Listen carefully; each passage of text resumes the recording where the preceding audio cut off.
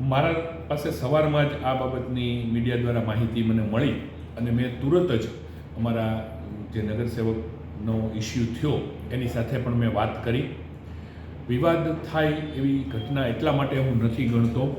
કે એમને કોઈ ફોરવર્ડિંગ પોસ્ટ આવી હતી અને એ હ્યુમર ઇમોજી તરીકે એમણે લઈ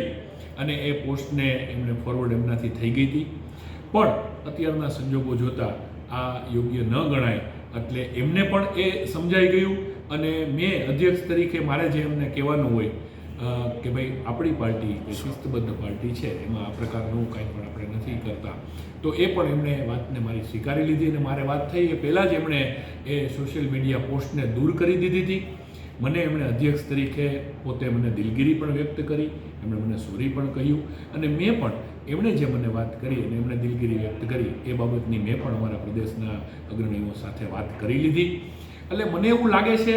કે ચોક્કસ અત્યારના સમય જે ચાલી રહ્યો છે એ મુજબ કોઈ પણ વિવાદ થાય એવી ઘટના ન જ બનવી જોઈએ અને એ વાત સાથે હું પૂર્ણ રીતે સહમત છું. અને અધ્યક્ષ તરીકે મારે જે